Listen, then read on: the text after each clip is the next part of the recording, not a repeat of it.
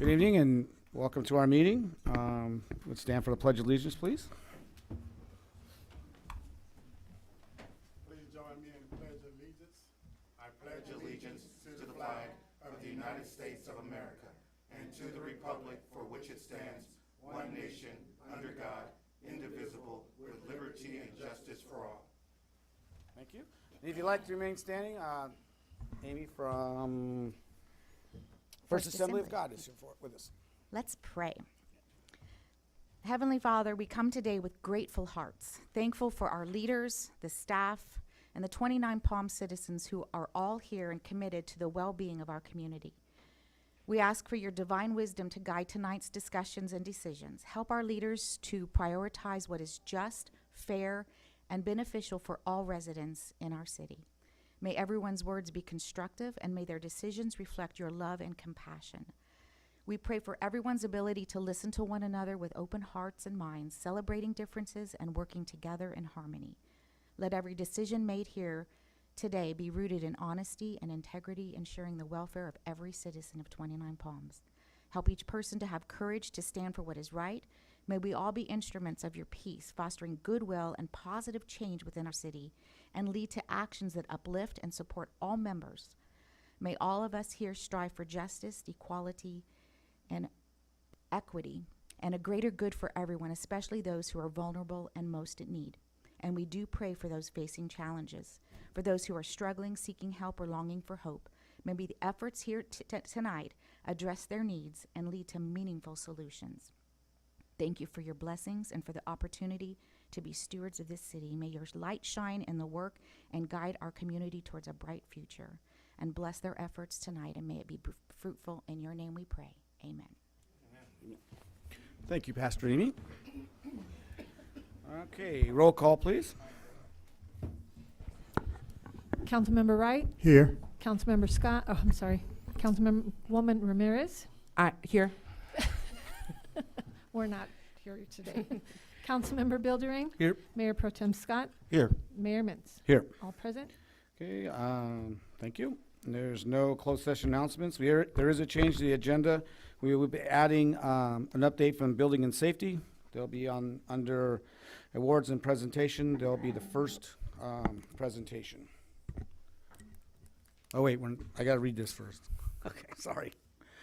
Okay, announcements. This proceedings will be viewed on demand on the City of 29 Palms website at www.29palms.org. You may also live stream the meeting by going to our website and clicking on Meeting Agendas link. Okay, Cameron, you're up. Thank you, and good evening, everybody.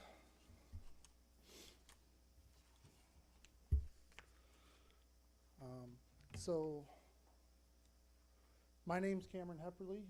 I'm one of the 29 Palms City building inspectors, and I also help with some of the plan review. In the building department, we are a branch of the community development department, and so that is headed by Keith Gardner, and then below Keith, or Paul Osterman, our building official, he reports to Keith.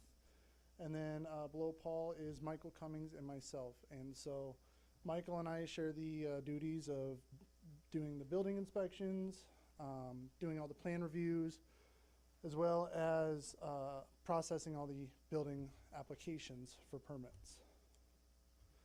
And so our goal as your building department is to establish and maintain public health and safety by implementing safe and ethical building practices as prescribed in the building code. And we do this in the form of building permits and subsequent inspections. As you may recall, in December, we just updated our building code cycle to the 2025 building codes. And so those are the most recent addition that we are implementing now. And because this goal casts such a broad or wide net, a lot of people may not realize that, all the projects that fall under that net. And so some of the small projects that require building permits are things like water heaters, window changeouts, evaporative cooler changeouts, stuff like that. And that extends all the way up through the scope of building to new residential, commercial, and industrial projects. Some of the commercial projects that you all may have seen recently completed here in the city throughout the last few years are those of like the Reset Hotel, the Taco Bell, Snakes and Stars, Hotel Wren, the AM Barber Shop, Grocery Outlet, the Stater Brothers Tenant Improvement, and the 29 Beer Co. And so those are all projects. Some of them we were out there daily doing inspections on and ensuring that they were adhering to the building code that, you know, for which their plans were approved under. Switching gears a little bit to residential. Here I have a graph representing the number of new housing permits that have been issued throughout the last few years. And so in 2022, we issued 25 new housing permits. We followed that in 2023 with 14, and then in 2024 we had 13, and then last year in 2025 we had a boom where we issued 38 new residential building permits. And the 38 number, just as a footnote, may be a little misleading because some of those were multifamily units. So in total last year we did have 53 new housing units issued. And so we're hoping that that trend continues. And also one final footnote for the 2025 year, we issued over 1,000, we issued and processed over 1,000 building permits in 2025 alone. And then so I wanted to give an update on some commonly fielded questions, things that residents are asking of us. And at the top of that list, by far, is alternative housing options. So things like ADUs or shipping container homes or garage conversions, that's by far our hottest topic. People are looking for alternates, cheaper alternates, more convenient alternates, stuff that they can more easily achieve. I know one of the big questions that we receive a lot is whether or not we have stock plans that are approved that people can use for ADUs. Currently, we don't, but that is a big concern.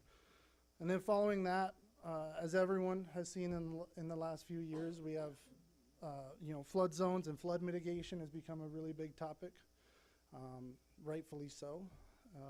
And so every time one of those events comes, we're doing our best to get the information out there to try and help any way we can, or provide guidance any way we can.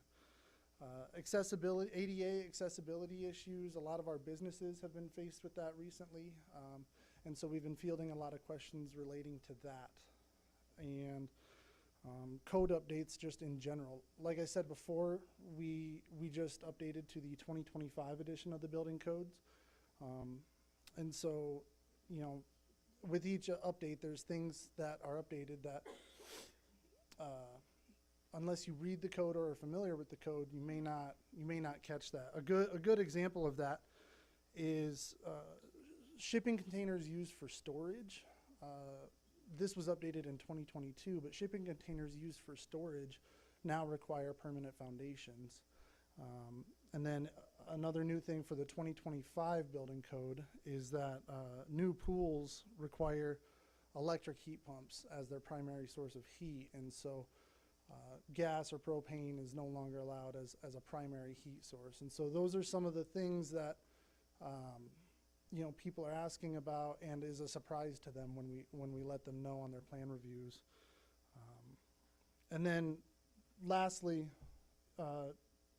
one of the things that we deal with a lot is just what requires a permit, and so if anyone in the audience or any of the council members has any questions relating to this or anything else building related, I urge all of you to contact me or Michael. Our extensions are 1029 and 1005 here at the City Hall, in case anyone, I would much rather give you all the information ahead of time rather than having to deal with it on the back end. And so And so lastly, just in conclusion, our ultimate goal as a building department is safety. And our two main methods of achieving that goal is through enforcing California building codes, like I said before, and then maintaining accurate documentation. And this is all done in an effort to avoid knowingly or unknowingly creating a hazard for inhabitants or patrons of a given property. And so with that, I want to thank you all for your time. I want to thank you all for the opportunity to work in this community. I've learned a lot since I started here 4 years ago, and I continue to learn every day. So barring any questions, that completes my presentation. Any questions from council? Yes, thanks, Cameron. I really appreciate the hard work you all do over in building and safety. And it's remarkable to see that we've had such a boom in housing development. My question would be, what do you attribute to that, that boom of housing development? And what can we do as city council members to keep that trend going? So as far as what I would attribute the boom to, I think in the recent years, 29 Palms as a whole has made itself very attractive to people coming in from out of town, tourists, and people just looking to escape, you know, the city life, so to speak. And so I think that, coupled with the Marine base and the national park, our proximity to that, I think it's kind of a hidden gem. And so I think people are just slowly uncovering that, myself included. As far as like I mentioned in my slide about the commonly fielded questions, I think a big thing would be ADU plans. You know, ADUs is one of the major questions, the major question that we receive at the counter and from people calling in. And so anything we can do to provide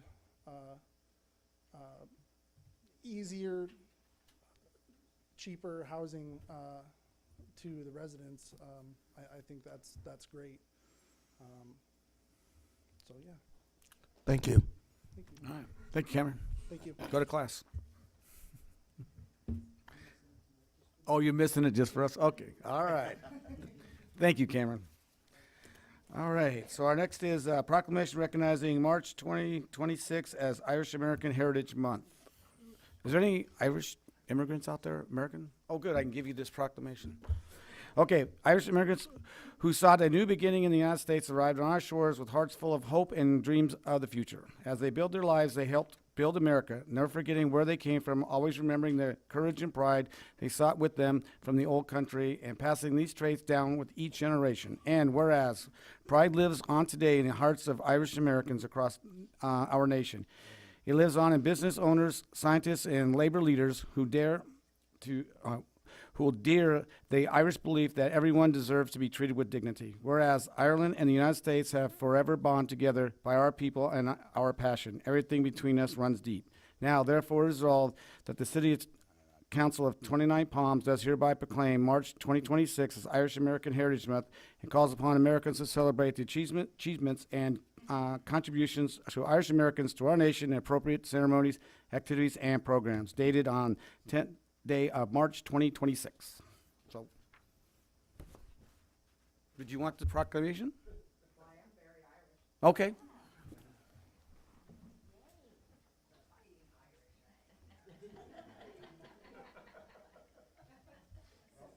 Thank you. Thank you very much. What's up? Oh, there you go.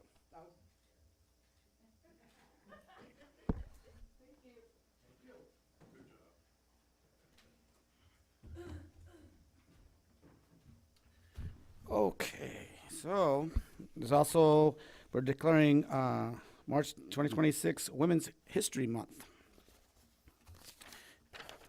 Okay, whereas each March, Women's History Month provides an opportunity to honor the generations of trailblazing women and girls who have built our nation, shaped our progress, and strengthened our character as people. And whereas women and girls continue to lead groundbreaking civil rights movements for social justice and freedom so that everybody can recognize the full promise of America. And whereas the Women's History Month is we reflect on achievements of women and girls across the centuries, pay tribute to the pioneers who paved the way.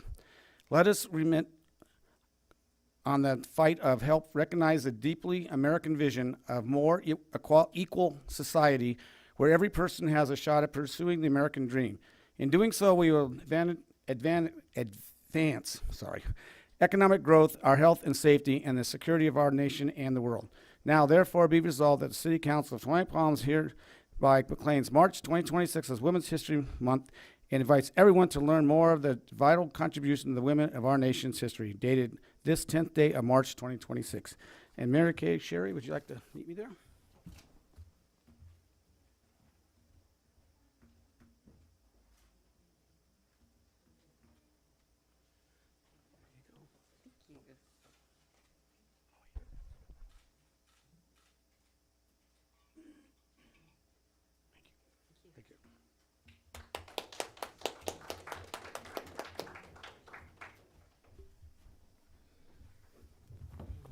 Okay. All right, move on to council comments and reports of meetings attended. Councilmember Beltran. Thank you, Mr. Mayor. First, I want to say happy birthday to my daughter. She turned 15 on the 2nd, going on 27, but she is 15. Also, did the Finance Committee. We had a meeting going over budget pretty soon next year and the following year's budget and some ideas to save money and make money. So those ideas and recommendations will be coming to the council soon.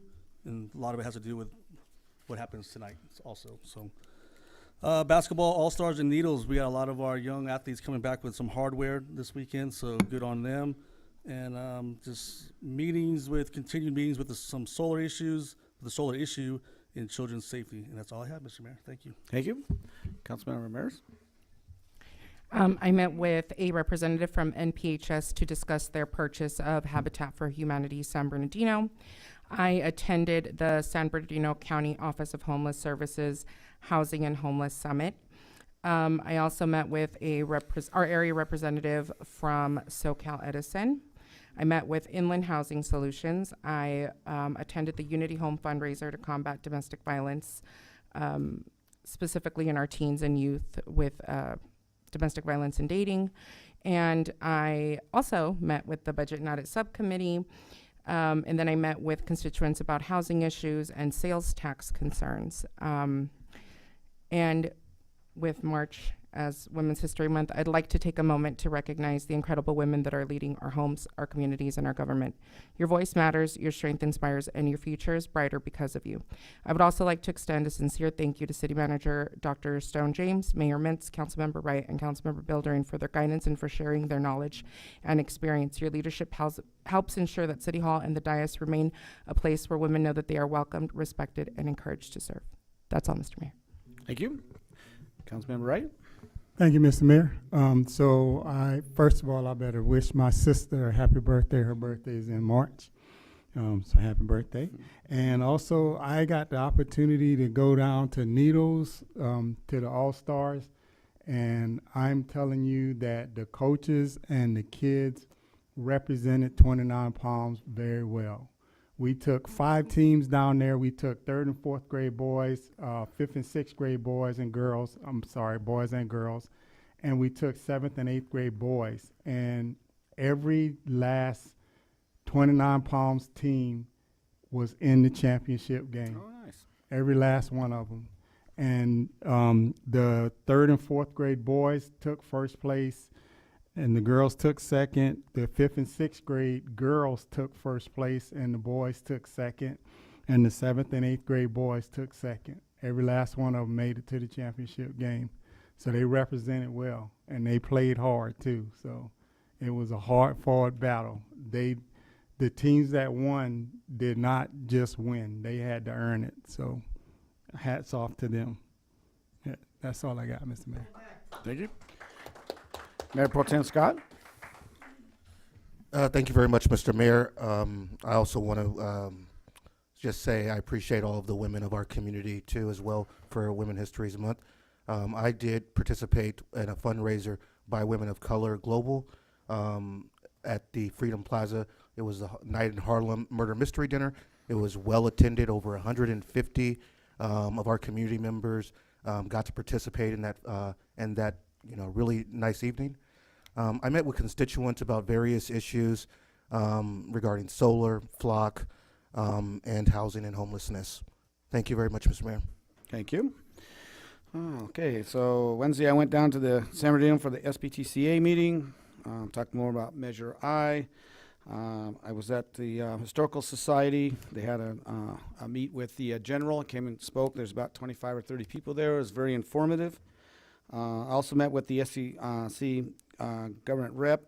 I hooked him up with with our animal control so that they can get a little more streamlined. If something gets, a cat or a bird gets caught up in the line somewhere, they got more of a direct line to call because they had a little conflict there. So that I think we got that worked out.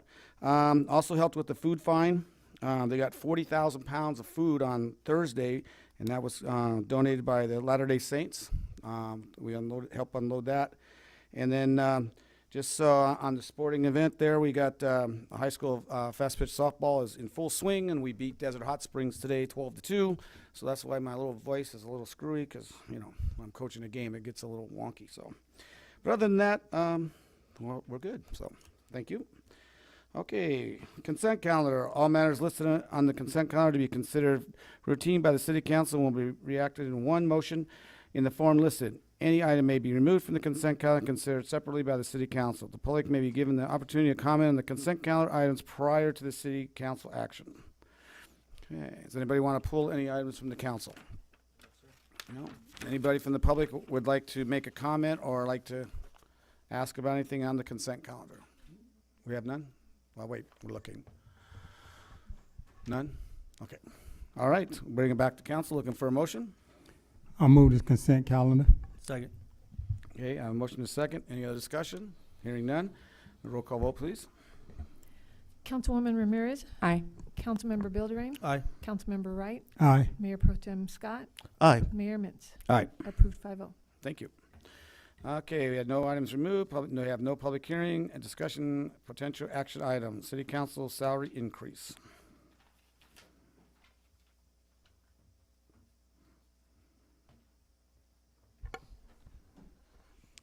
Okay, good evening, Mayor, Mayor Pro Tem.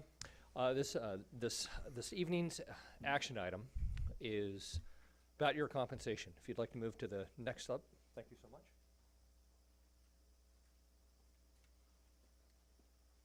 So one of the things that the California Government Code has identified is really the taxing nature of your job, of the City Council job.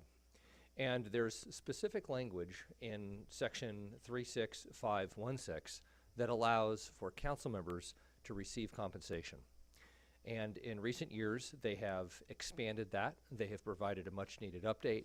They've additionally put some guardrails on there so as to avoid a Bell, California situation that occurred maybe 15 years ago, where there was just an egregious abuse of public trust.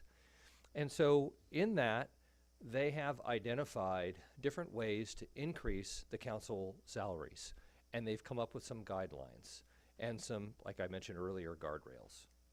And so when we take a look at your current compensation, as the City Council, previous City Councils to you, in fact 24 years ago, they decided to move their monthly City Council salary up to $465.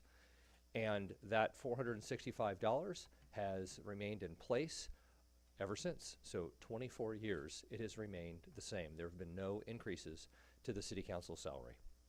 And so what we did was we did a little of investigation, staff, and we contacted the various cities throughout this region to identify what do the City Council members earn on a monthly basis there.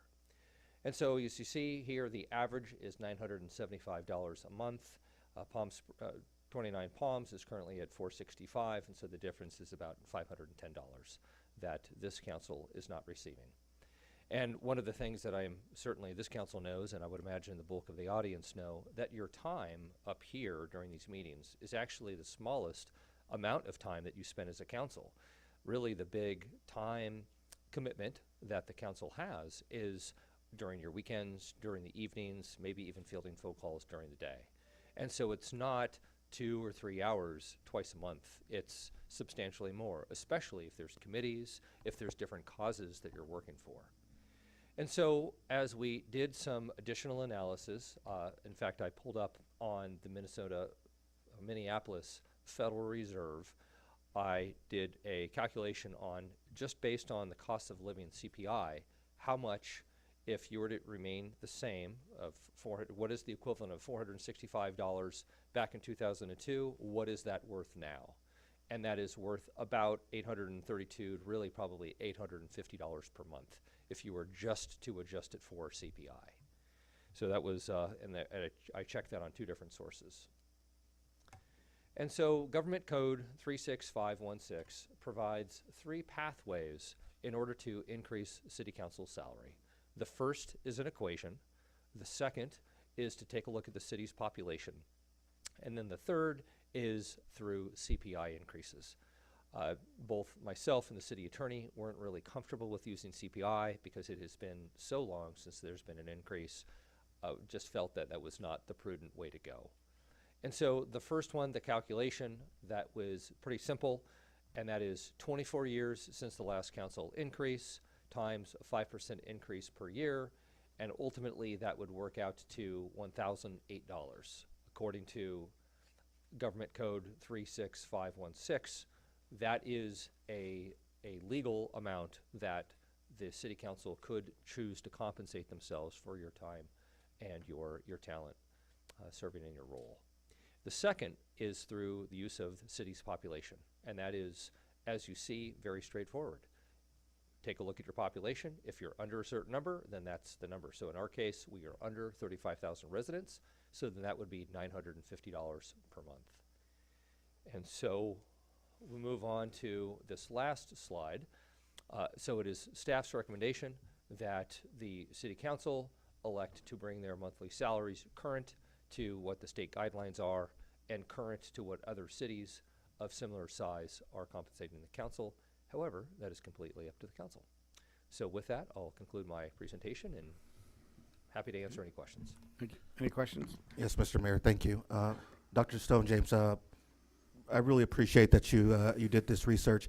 Just so that the audience is aware, because there are cities on here, and it might not make sense with the population. Some of the cities here are chartered cities, which are separate from a general law city. So 29 Palms is general law city, meaning that we actually follow state guidelines. Cities of Palm Springs and Desert Hot Springs are chartered cities, meaning that they don't have to follow that rule. So I only add that as context if people are trying to understand the math. You know, thank you for doing that. And one other thing that I just realized that I did not include, I included it in the staff report, but I did not include it into the PowerPoint, and that is this. This is an additional safeguard the government code has installed, and that deals with the council's ability to increase their salary during the current council. Now, this item was actually initiated by Mayor Pro Tem Joel Klink, and if the community remembers, on his very last day, in fact, when he transitioned his role over to the newly elected Councilwoman Ramirez, he had asked the staff, please bring forward an item to make the city council compensation current. And so since he did that on the day that he was being relieved or stepping down from his duty, then really staff had the ability anywhere in the next 2 years to bring this item forward. Now, why is that relevant? Because the government code stipulates that the council increase will only go into effect at the next council changeover. So I could have brought this action item the week after Mayor Pro Tem Klink left, or I could bring it tonight, or I could bring it in 4 months, and the effect would be the same. Any compensation increases, if voted on tonight, will not go into effect until this coming election cycle. And so, however this next election cycle pans out, any increases that you vote on tonight would go into effect in December of 2026. One of the other things is that if this council decided not to take action on this, and if they decided to wait until the new council is sat, so let's say you did it in December of 2026, that increase would not go into effect until the next council changeover, which would be in December of 2028. And so it's the safeguard to ensure that councils are not constantly increasing their salaries. So that's why we're bringing it together now, is because it would, if the council is desirous of increasing the compensation, it needs to be voted on before this 2026 changeover. Otherwise, again, you're not gonna be able to get a salary increase until 2028. Okay, any other questions? Okay, all right. We'll open up to the public hearing. And I have, let's see, Scott Curry.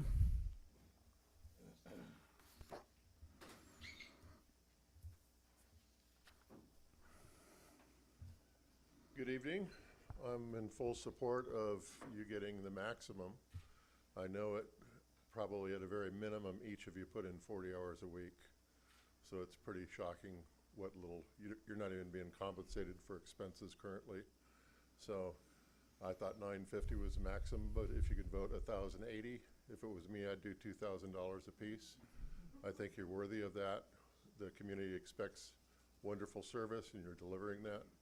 So thank you for that. Thank you. I do have a letter that George Motopoulos wrote. He just said, I'd like to read into the record tonight's meeting that I'm strongly in favor of proposed salary increase from the city council. Okay, no other public comment?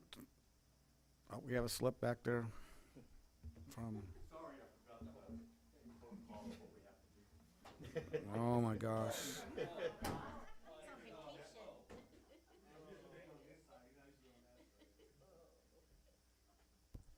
Sorry, but I don't think you guys need a raise at all. Just kidding.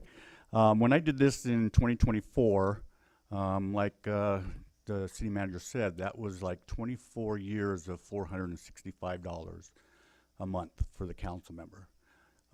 Looking now with the way things are going, the cost of gas, you guys do a lot of traveling just in the area right here.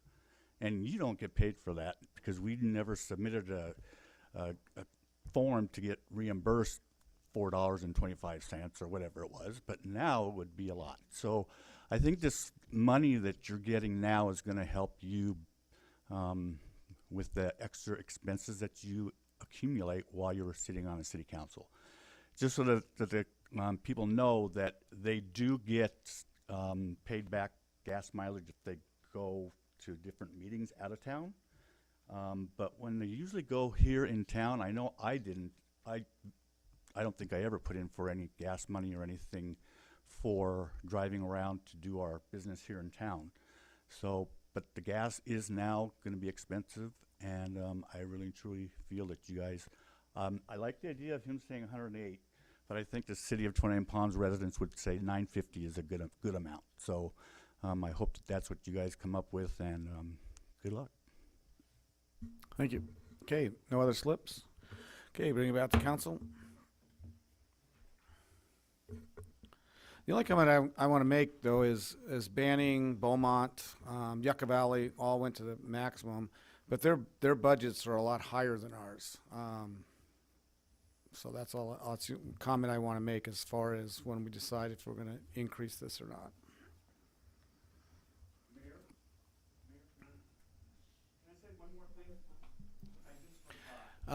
You can't say it from back there. You have to come back up. I'll reopen the public comment. Let's get the sheriff on standby. Yeah, come on. Arrest me. Listening to the city manager in Minneapolis, Minnesota's take on how much we all should have been getting, I would like to get a reimbursement or money back in the amount of $367 a month. from the time I started at the city council. Just kidding. Thank you. Should have looked at this a long time ago. Thank you. Okay, I'm closing the public hearing. We need to get him escorted out of here. But I will make a comment, which I'm glad this matrix is in there now. When I got elected back in 2010, that's when the whole scandal, and how they did that was they would have special meetings with 24-hour notice in the middle of the day. They were giving staff raises, they were giving themselves raises, and when it all blew up, everybody's like, "Well, what happened? Nobody told us," and that's how they were doing it. So, luckily, from that time, the state actually learned something in other cities. So that's why this matrix is pretty tight, and I like it. Obviously, I didn't like it that I was elected at the 2010, and everybody was looking at, well, how much you make? When are you going to give yourself a raise? And all this other crap. So anyway, I just thought I'd give a little history on that. So, okay, any other comments? Just coming from the finance committee meeting, where we're at and what's the potential in the next election with possible taxes on there raising, and I'm just not comfortable with all this. But I mean, when I first started this endeavor, I didn't even know we got paid, so it was a shock just the $400 some odd. I was like, "Well, we get money for this?" So that was volunteer. So this is a hard thing for me because I sit on a budget side of the house, but there is plans of attack if whatever goes tonight, how to make this not hurt financially, so the burden, some cost savings that we can do within the city. So I'm really not for this because I feel bad trying to get a pay raise when we're trying to raise taxes at the same time. So it's rock and a hard place, but I know there's a standard from the state that they want us to be by, so we got to play that game too. So that's all I got. Yeah, I've actually been wrestling with this for a while because this same thing, when I got on the council, I didn't know we got paid either because I was volunteering and I wasn't in it for the money. And I'm still not in it for the money. So it's hard for me. And I just, especially when, we just did our strategic planning and all of us said that we were interested in, how the city can get more income.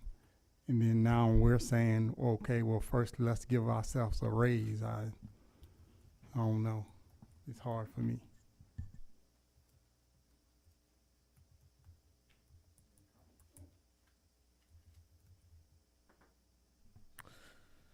Oh, I just want to say thank you to staff for being able to look at this and do the work and investigation into the different types of amount that we can increase.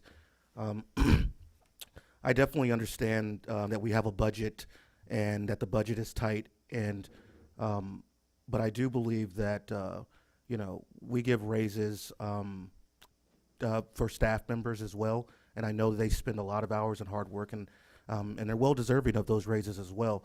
But I do agree with former Mayor Klink that with the expenses and the cost of living, and not getting a raise for over 25 years, I just think that the 460 is just a little low. And not that I do it for the money. I'll serve regardless of what the pay is. I just wanted to put that on the record.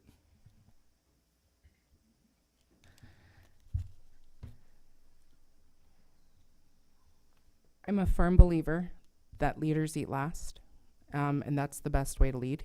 And so I just want to take the time to thank Mayor Pro Tem Klink for even bringing this up as he was exiting, because it shows a lot about his leadership style. And I just wanted to say that. Thank you, sir. Okay, well, I would not, I'm going to tell you now, I won't vote for 950. I don't do this obviously for the money either. It's been, yeah, so I guess I'm looking for a motion if somebody wants to put a number out there.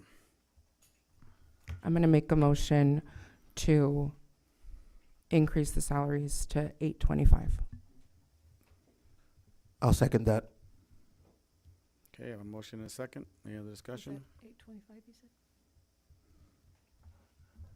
Why you pick that number? Because I'm on the budget, not a subcommittee. No, I'm just kidding. Totally kidding.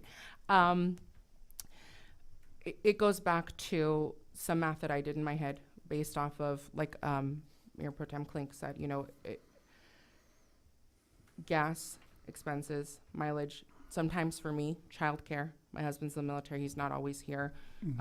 Something to make it balance out a little bit. May I contribute a thought to that? If we took a look at the effects of CPI, $832 to $850, that is the same buying power of $465 24 years ago. So for whatever that's worth, right? Because really it's not, you'd have not only not gotten a pay increase, effectively you've gotten a pay decrease each year. The CPI has gone up and the 465s have remained the same. Thank you. Makes sense to me. Well, it's too high for me, but let's take a vote. Of 825. 825, yeah. Councilmember Bilderine, No. Councilmember Wright, No. Councilwoman Ramirez, Aye. Mayor Pro Tem Scott, Aye. Mayor Mintz. No. Okay, the vote did not pass with a 2-3 vote. So I make a motion, it'd be 700. I'll second that.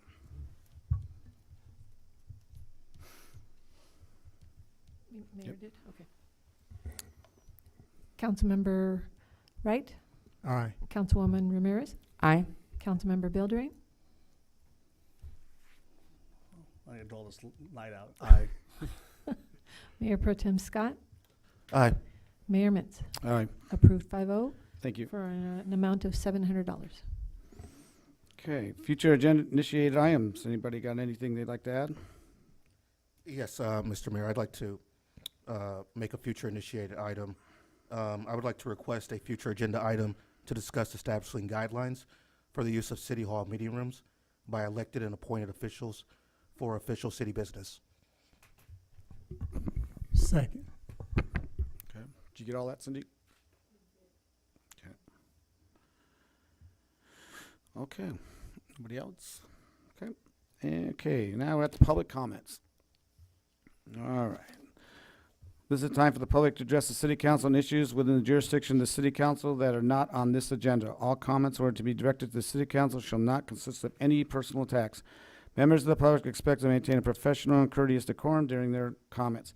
There's a time limit of 3 minutes per person. If you haven't already done so, please fill out a name and address slip and give it to the city clerk. The city council is prohibited by state law from taking action or discussing items not included on the printed agenda. Public comments are on specific agenda items will be deferred until consideration of the items on the agenda.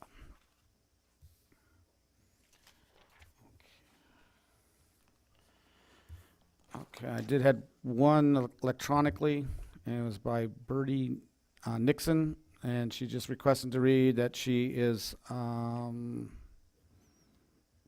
that flock cameras are unnecessary surveillance. So just want to read that into the record. Okay, first one is Jeff Johnson.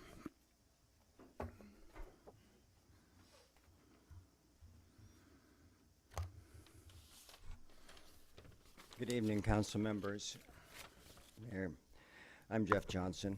I stand here before you now to firmly and respectfully oppose the variance requested that would allow the solar field in an area that our ordinance currently prohibits. Very soon, this council will be pressed to make a decision which will change the current character and planning of our city. In 2012, this city council and Mayor Klink chose to protect its residents and desert city terrain by voting unanimously to ban commercial solar inside our city limits. It was a logical and right choice. And yet, only 14 years later, this council is being pressured to abandon the ordinance without a completed and well-defined grading plan in hand. This community deserves better. The ordinance was created deliberately by people who care deeply about our city. The ordinance exists for good reason, and we are obligated to respect it. An exception of this magnitude should not be granted for the reasons which have been presented. If we grant this exception to our own rules, we send a dangerous message that our ordinances are suggestions and not law.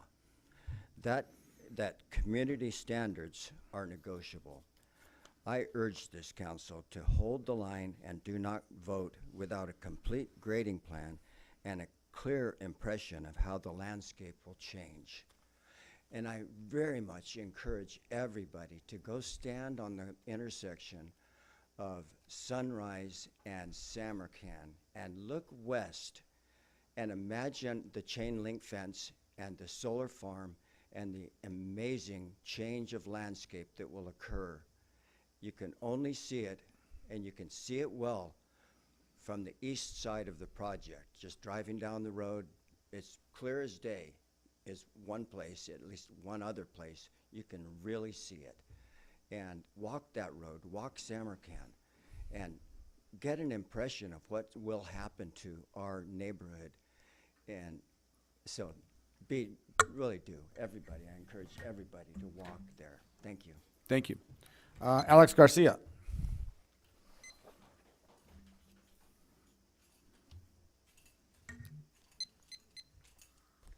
How's it going, guys? I'm Alex Garcia. I am a city planning commissioner, and I do not speak on behalf of the city planning. I speak as a concerned citizen on two things. I think we should be removing those flock cameras. I recommend doing further research on what is done to smaller communities like ours and how they've been used against other people of color and other people within our communities that are vulnerable. Keep that pretty simple. I also, when it comes to the solar project, I do recommend, I spoke to specialists beyond this, and I definitely recommend you guys do your own homework on this. I normally would not speak at these, but I recommend do your own research in this. Yeah, I'm not And sure if you can speak about you're on the planning commission. I'm not representing the planning commission in any way. It's out of our hands. Yeah, but you're still on the planning commission. Well, then I apologize. Well, when it comes to flock cameras, I do not recommend we go through those flock cameras. I love this town. I've been here my entire life, and I hate to see the direction that we're going. And if I apologize if I overstepped my boundaries, but we have to make some really strong choices here, and I think we're veering in the wrong direction. So, thank you. Thank you. Hannah Romsberg.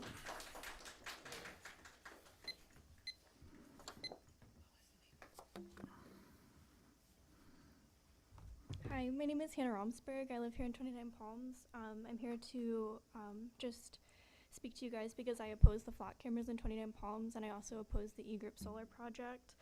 I agree that the flock cameras are completely unnecessary surveillance. Our community does not want them in 29 Palms, and they don't keep us any safer, and they need to get out of 29 Palms. In terms of the E-Group solar project, I'm an archaeologist, and I've worked in 29 Palms and throughout the Mojave Desert for several years, which includes monitoring of construction projects such as the one that's being proposed, and I've seen the environmental damage that comes with that, especially for a project like this where there's so much grading. You can see, even if you just drive past the project site, what uneven terrain it is and how much grading would result from that. It would be a complete decimation of pristine desert landscape that we're not going to get back if we allow that to go through.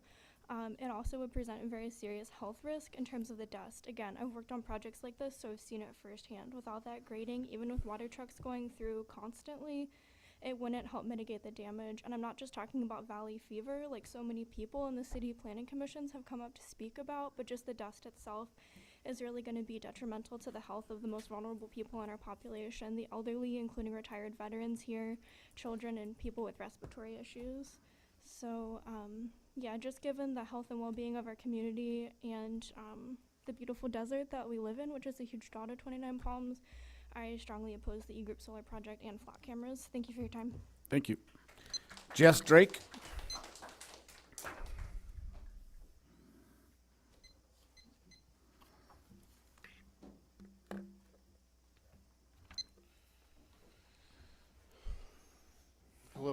Jeff Drake. I have some comments I'd like to make regarding the flock contract the city approved in late 2024. I'll start by saying that the fact that you had nothing on the agenda for the evening except for 2 performative declarations and a pay raise for city council is ridiculous. A group of very concerned citizens have been trying to engage this council for over 2 months to discuss why it rubber stamped a contract for a privately owned mass surveillance system during the holiday season that immediately following the 2024 election results, when most residents were sure to be distracted, without so much as a study session and with absolutely no attempt at public engagement, besides it being on an item on the agenda. This timing seems highly suspicious. The contract that 29 Palms has with Flock is for a disproportionate number of cameras for a small city like 29 Palms, with over 30 cameras and options to expand.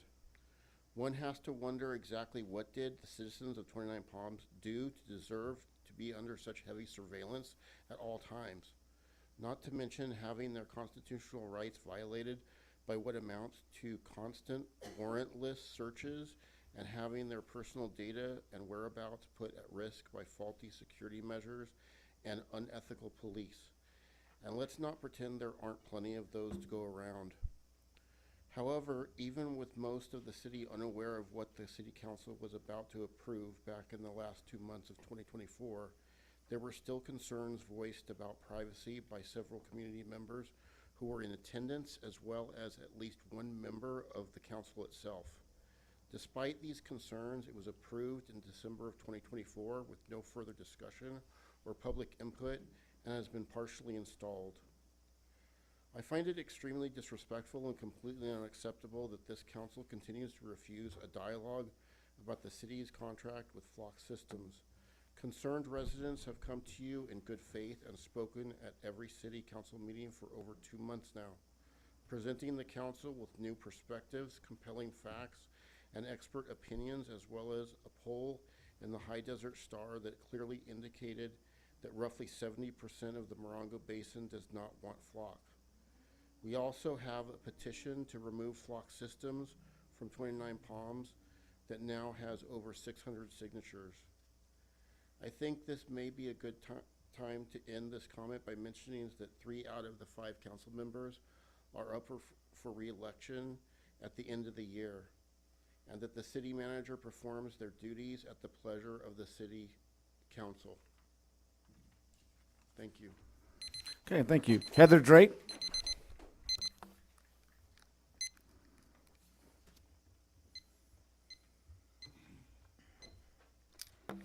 Good evening, my name is Heather Drake, and as we heard earlier in the meeting, March is both Women's History Month as well as Irish American Heritage Month, and I just happen to fit firmly into both of those categories.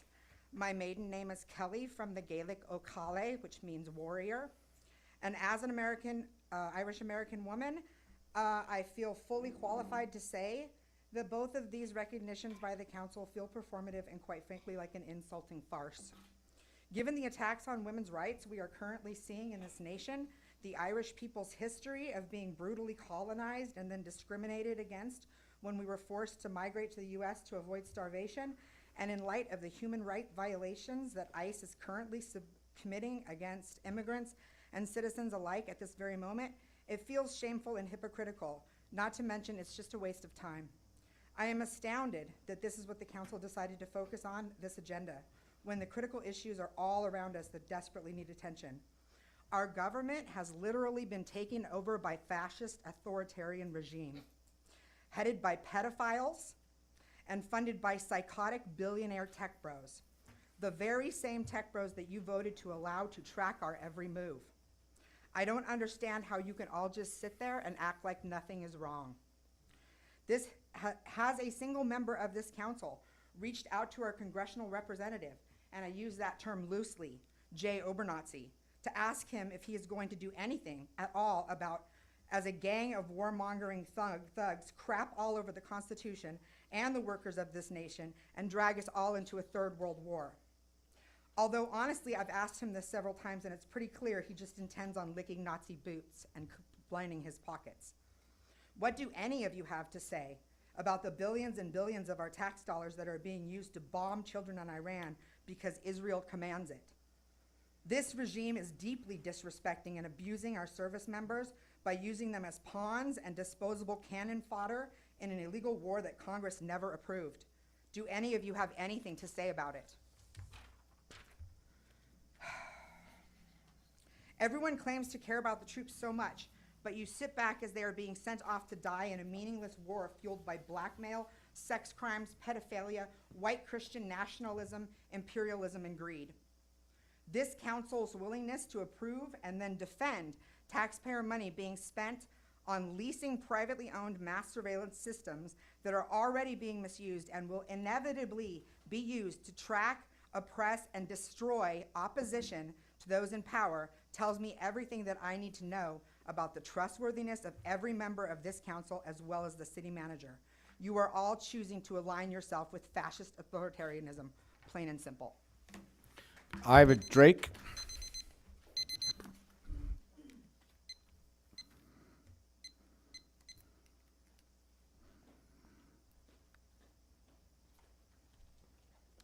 Hello, my name is Iva, and as a youth in this community, I just wanted to share how disappointed I am in the City Council for ignoring their public as they continually attempt to educate you on the dangers that flock systems pose and make you aware of our feelings about them.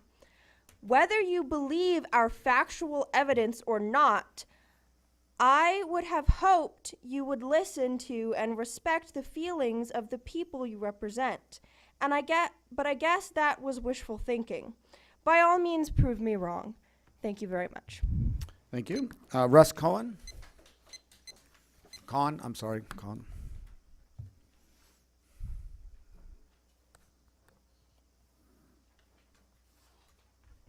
It's cone, cone like the ice cream. Cone. Okay, thank you. Good morning. Good evening, Mayor and City Council members. My name is Russ Cone. I live in Harmony Acres. In regard to the E-Group Solar Farm, there are 3 things I'd like to bring to your attention. 1, E-Group has not completed one single solar project in the entirety of the United States. Would any of you let a contractor who has no history of construction work on your home, let alone build a large solar farm that would do permanent damage to our city? Please don't let this unproven company use this city as its testing ground. We do not have any proof or substance that they can start or finish any project successfully. And 2, as representatives of us, your constituents, I ask you to please uphold this city's development code to ban large solar farms within our city limits. Please don't be bullied by unproven outsiders who care nothing about its citizens or this city. As E-Group has stated, they only selected 29 palms because there is a large piece of untouched land near an electrical substation, and they've threatened to use AB 205 if the city does not comply to their demands. Number 3, AB 205 is by no means any slam dunk for an applicant that has been given a no vote by a jurisdiction. As of today, only 2 projects have come before the California Energy Commission, one of which, the Fountain Wind Project, was denied approval by the CEC, which is a victory for Shasta County and its citizens. And even our neighbors, the County of San Bernardino, voted against the Soda Mountain Solar Project and is leaving it in the hands of the CEC to hopefully deny the project. And there are up to 10 other jurisdictions who have stood by their citizens and countywide codes and plans and stood with their citizens to fight excessive development where it does not belong.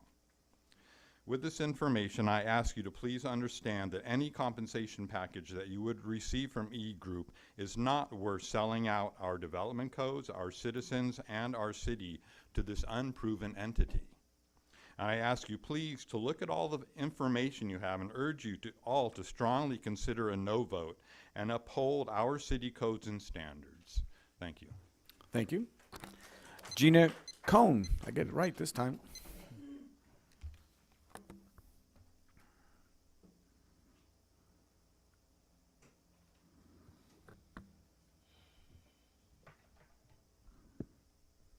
Good evening, Mayor and council members. My name is Gina Cohn, and I live in Harmony Acres. Although the proposed utility-scale solar project will be formally discussed later this month, I want to briefly remind the council of something important from our own city's history. In 2012, 29 Palms enacted a ban on utility-scale solar within city limits. That decision was not made lightly. It reflected serious concerns about impacts to community health, our desert environment, tourism, aesthetics, and property values. Those concerns have not disappeared. Large-scale ground disturbance in desert soils carries real risks, particularly the spread of dust, fine particulates, and valley fever spores. These impacts do not affect everyone equally. Seniors, people with compromised immune systems, and those with respiratory conditions are especially vulnerable. Public health and community well-being should remain central considerations in decisions like this. I also want to respectfully emphasize that local government exists to represent the people who live here. Residents are the ones who bear the long-term consequences of land use decisions. The company proposing this project does not have a history or track record in this country, and certainly not in our community. Our residents, however, have a long-term stake in the health, character, and future of 29 Palms. Many people in this community hope the council will carefully consider the reasons behind the 2012 ban and prioritize the well-being of the people that you represent who live here. Thank you for your time. Thank you. Gloria Garcia. Gloria, are you here? Oh, she must have left. Okay, Scott Curry.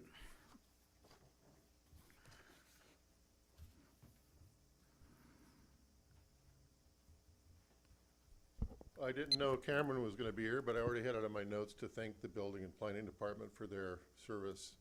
A few times I've had to go in there, just exceptional service. Octavius, you asked why the building number of homes is going up. I'll give you one example.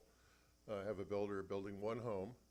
He received great service, great attitude, great understanding from the city. That doesn't mean they get all their way. They called him out on a couple building things. We expect that. But it created him to want to build another home. He bought another lot that my client had donated to Copper Mountain College. So Copper Mountain College benefits, 29 Palm students benefit from that. In addition to that, now he's talking about buying 3 other lots that also will benefit Copper Mountain College, in turn students from 29 Palms. So thank you for your service. Wanted to update you on Flying Doctors. First of all, thank you for letting us use Freedom Plaza. I say us, I'm just a volunteer speaking on behalf of Jeff and James. This weekend we did 2 days, Yucca Valley High School. We did 122 dental visits, 57 vision, 36 hearing, 56 AKGs, 43 haircuts, 32 massage therapy, and 12 vaccinations. I did the registration along with others. We had 150 volunteers on Saturday. I'd say 110 were students from 29 Palms and Yucca Valley. Outstanding service. And many of them have returned. So, council members, I applaud you for taking less than I think you're worth. The community is also doing that. The community steps up, volunteers Saturday or Sunday morning after the time change. It was cold. These are kids, 15 years old. They all showed up on time with smiles, ready to go. And they get a little credit for school, sure, but they were there working. So my compliments to all the teachers that doing that. I asked Jeff from Flying Doctors, anything we need to do in the future? What's your goals? So you'll hate me soon. We need $25,000 for 5 dental chairs, traveling dental chairs. That's a chair, a patient chair, and the tools that go with it. Currently, they rent them. So Flying Doctors, briefly, here we do it on the ground, but some doctors could not get in this weekend because of the winds, couldn't fly in. They donate all their time, nobody gets paid, nobody gets reimbursed for anything, so it's all donations, so everything counts. So I'll be continuing. I know 29 Palms, I asked a year ago if you could help, you did, thank you. Yucca Valley helped, we asked them. They used to get charged. I'm involved a little bit in Copper Mountain College, so my goal is to get free rooms. I think we've got that handled, but also 5 dental chairs, $25,000. I'm going to ask 29 Palms to see if they can do. Thank you, one. Scott. Sorry. Thank you. Thank you. Okay, Lori Cosgriff. Thank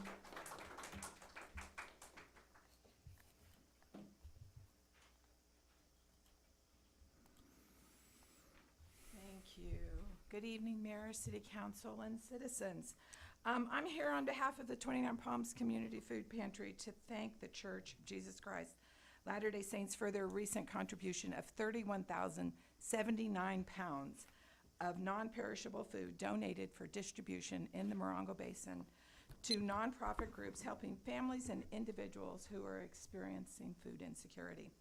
This is the 4th year that the 29 Palms Community Food Pantry has coordinated a distribution of this time for the church. And this year's delivery was the largest we have ever received.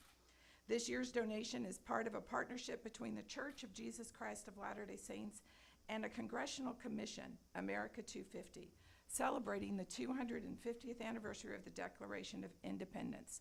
Our truckload was one of 250 trucks going to 50 states, 250 trucks from Utah, all left on the same day. Our donation was shared with 33 groups in the Morongo Basin. Groups from Morongo Valley, Yucca Valley, Landers, Joshua Tree, Copper Mountain Mesa, 29 Palms, Wonder Valley, and the Marine Corps Base each took home between 500 and 1,500 pounds of non-perishable food supplies. I want to thank all of the groups that participated and all of the volunteers who worked so hard on delivery day and distribution day. But as I thank the Church of Jesus Christ and the Latter-day Saints for their donation and our volunteers for their hard work, I want to specifically thank Susie Dick, who's not here tonight because she's leaving the Morongo Basin. But on February 13th, I was still being told no by the LDS Church about this distribution. And they called on the 15th and said, yes, you're getting a distribution. It's going to arrive on the 5th. And this was due to the hard work of Susie Dick, who stayed in the faces, in the ears, and on point with the church leaders. Thank you, Susie. 47 million Americans are facing hunger every day. I give sincere thanks to all 33 of the agencies in our basin who received food from this distribution. I thank them for the work that they do to alleviate hunger in our communities. I thank our community, I thank our families, I thank our neighbors, and I thank our friends for the support that they provide us every day as we work to end hunger in our world. Thank you. And this is Susie. Thank you all. Thank you, Lori.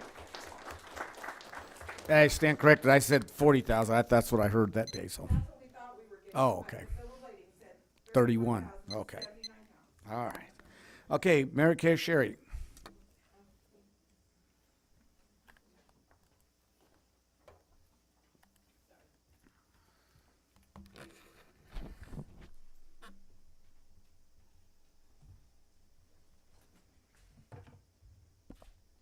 Hi, my name's Mary Kay Sherry. Thank you, council members, and for all that you do. And I just want to take a couple minutes.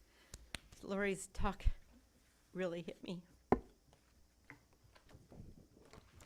One of the things that E-Group did recently was they wanted to share a different view of the land that they want to degrade.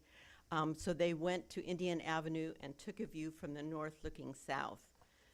This is the view that I took looking south.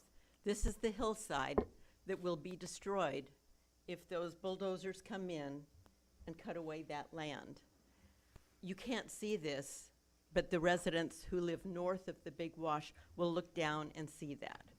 Also in the DEIR, it said there were 2 tortoise found. Well, yeah, because they were out of season. They were hiding. They were in their burrows.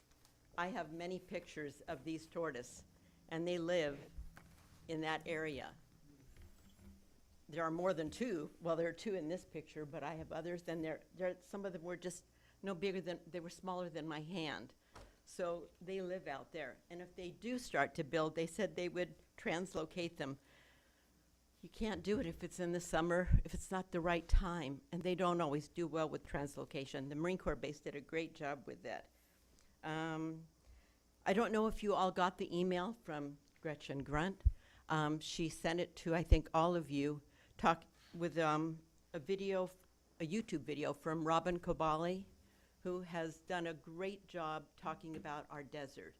Too many people, like I said in the Planning Commission meeting, just think of the desert as a brown gray with a few creosotes and scrub bushes. That's kind of the tip of the iceberg, and that's what Robin talks about. There's so much going on under the ground, the carbon production, the things that we need, and without that, once you break that crust, it'll never come back. Our desert plants and soil microbes work together to prevent dust storms, make living glue that binds all particles together, hold dangerous particulate matter in the soil so we don't breathe it, capture and store carbon underground in a living system, even after they die if the soil is disturbed. And there's a lot more in this book. So if you can get the book, watch the video. It's just incredible. The valley fever they talked about, they made it sound like it wasn't a real thing. Some people call it valley fever. Some people, it's coccidiomycosis. And in San Bernardino County, there were 2 cases in 2025, 32 cases in 2024, and 154 cases in 2025. So it's going up as we disturb this soil. It's not meant to be disturbed, so I urge you to Thank you. vote no. Okay, Pauline Peisno.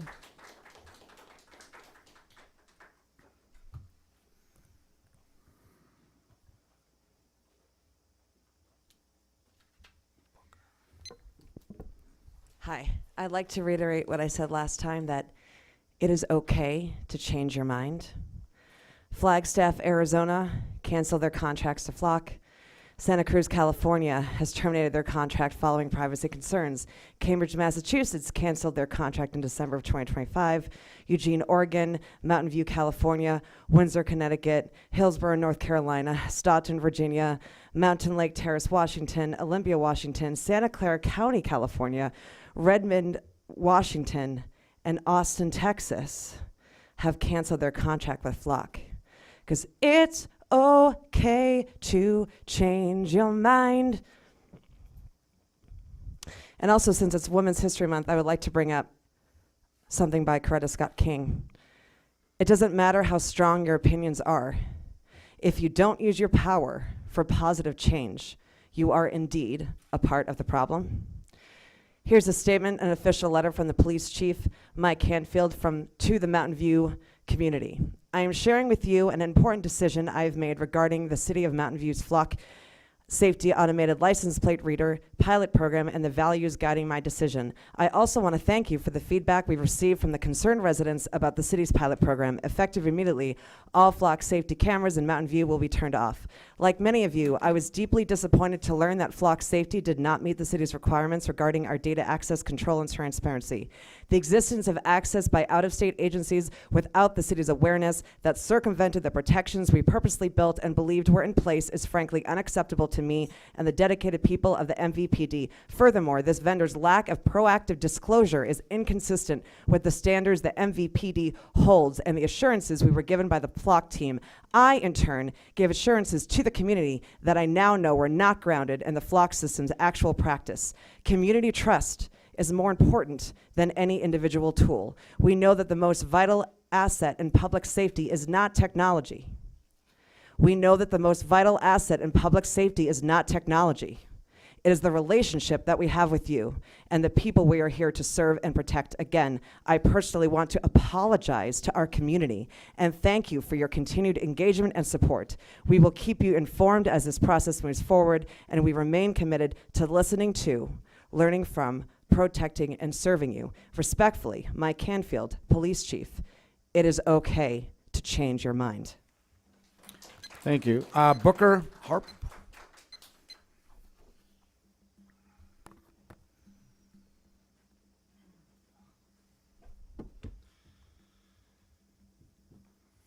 Excuse me. Forgot I have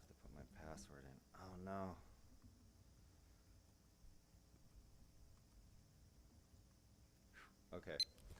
Thank you for waiting. Appreciate that. Okay, so this is about flock. So first, let me talk about ICE and its pattern of behavior towards our civil liberties. On January 20th of last year, the Trump administration rescinded all protections for sensitive locations, church, schools, hospitals, gone. In May 2025, ICE secretly authorized its officers to enter homes without a judicial warrant. The public didn't find out until whistleblowers came forward in January of this year, some 8 months later. Crazy, right? They set a daily quota of 3,000 people, and to meet it, the share of ICE detainees with no criminal convictions surged 2,450%. Not criminals, people. I've got citations if you want. ProPublica found that at least 170 U.S. citizens have been detained in these operations, not undocumented immigrants, American citizens. The Trump administration maintains they can detain and transport suspected non-citizens to a second location for biometric screenings to prove their immigration status using an app called Mobile Fortify, which the agency instructed officers to trust above actual documentation of U.S. citizenship. ICE's own app overriding someone showing their passport, leading to detainment of citizens. We all know about Renee Good and Alex Preddy, rest in peace. We're dealing with an enforcement agency that is shown to be unconcerned with the legality of its actions, expecting presidential protection. This is obvious, right? I mean, it's obvious. Do we honestly feel secure with this data, considering the facts just stated? I'll remind you that the Supreme Court held in Carpenter v. United States that long-term location tracking is a search requiring a warrant. Flock does exactly that, passively, continually tracking every person who drives these streets every day. All right, so in case that's not enough, let's talk about money, because budget came up today.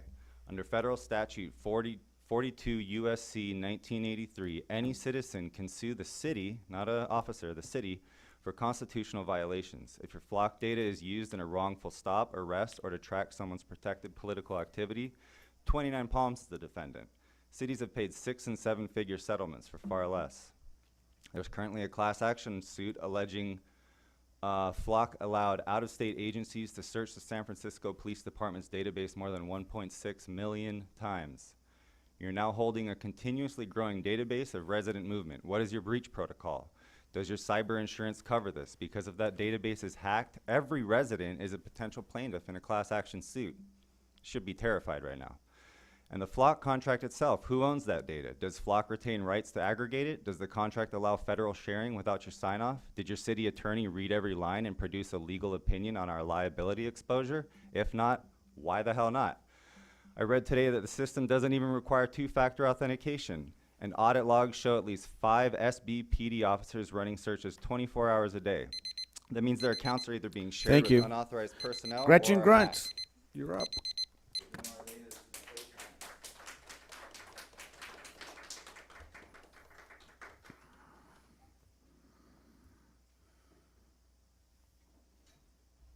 Hello, I'm Gretchen Grunt, and again, I'm here to talk about the solar field and the Desert Underground by Robin Caboli. Not only is it a very useful book to just highlight the beauty of the desert, but it is a beautifully illustrated book and really easy to read. You know, it's about 3rd grade level reading, and it's just wonderful. So if you haven't watched the video, I did buy some extra of these books, so maybe I'll drop them off in your guys' boxes for you, okay? I'm here to represent Ash of Harmony Motel, and here is what she wrote. I write to you as a tourism advocate, local business owner, licensed real estate professional, and vacation property owner near Harmony Acres. I want to begin by stating clearly that I support renewable energy and responsible sustainability initiatives. However, I do not support the placement of a large-scale 185-acre utility solar facility within a corridor that is both residential in character and central to 29 Palms tourism identity. A 185-acre utility-scale energy facility is functionally industrial infrastructure, even though you propose it will be zoned as renewable energy land use district. Its scale, grading footprint, fencing, substations, and operational intensity represent a land use level that is inconsistent with surrounding residential zoning. This area serves not only as a neighborhood community, but also as a key approach to signature tourism assets within our city. For these reasons, I respectfully submit the following points outlining why I believe this location is not appropriate for a project of this scale.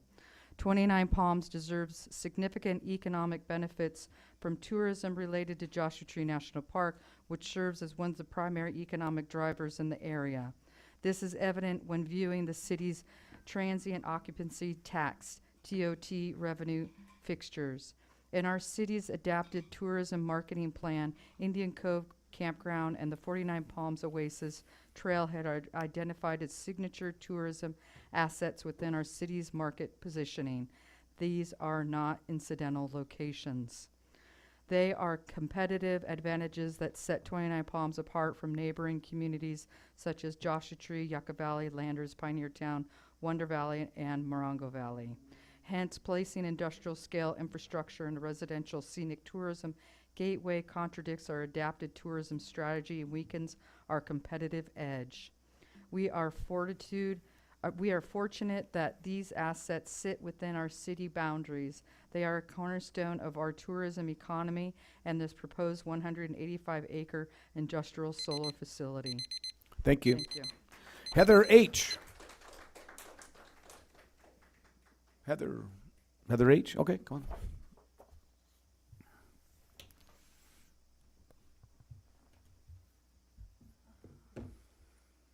Notes on a city council meeting, February 24th. I landed in 29 Palms to be immersed in the arts, so I appreciate a city that values a community art project and will enthusiastically move to fund it, even before the messy details have been hashed out.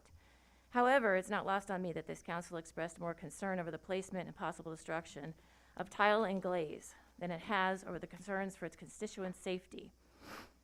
Councilmember Ramirez marked that her 2-year-old might get sticky hands on the exhibit if it's in the wrong spot.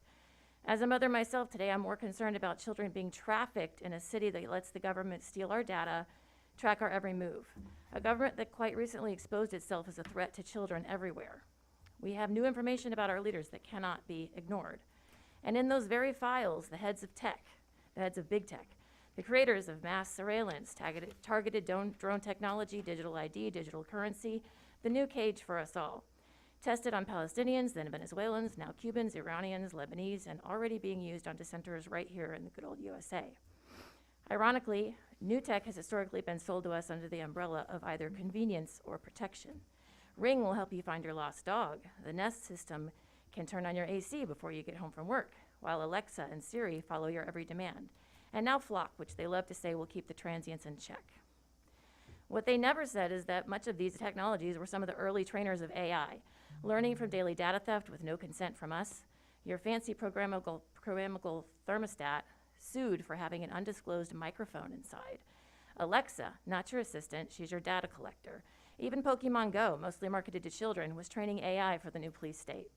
ChatGPT and all the rest are just the latest iteration of surveillance weaponry. But what's concerning me most these days is that we've lesser of two eviled our way to the very bottom, where they no longer sell us this new tech under the guise of protection or convenience, but simply inevitability. AI is here, better get used to it. I hear this everywhere. Inevitability is also why more than half of this city's budget goes to policing. We must refuse the concept of inevitability, especially from anyone in the predator class. I implore each of us to take back the story, take back truth, enforce accountability, enforce care for every being, because the writing's on the wall for anyone willing to look. Data centers help them decide who to go after. Flock helps them find who they want to go after.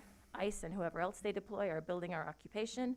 Warehouses are being acquired across the country, not to house people, but to cage them. Will that be our next fight in 29 Palms?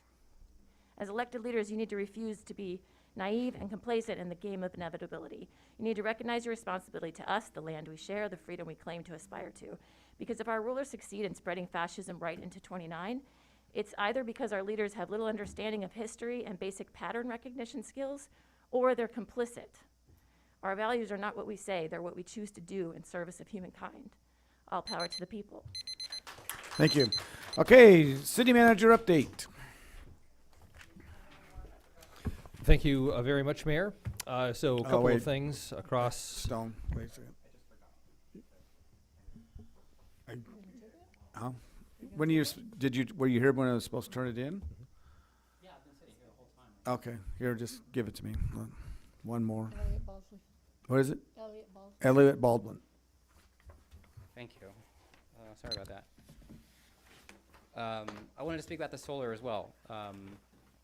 The city voted years ago to ban commercial solar fields, and this foreign developer E-Group knows that, and they're trying to bully the city into changing our laws by threatening to use AB 205 to ram it through. But AB 205 applies only to very large solar projects over 50 megawatts. This project is 38 megawatts. The developers are intentionally misrepresenting its capacity, calling it 51 megawatts by measuring the DC output of the panels. That's direct current.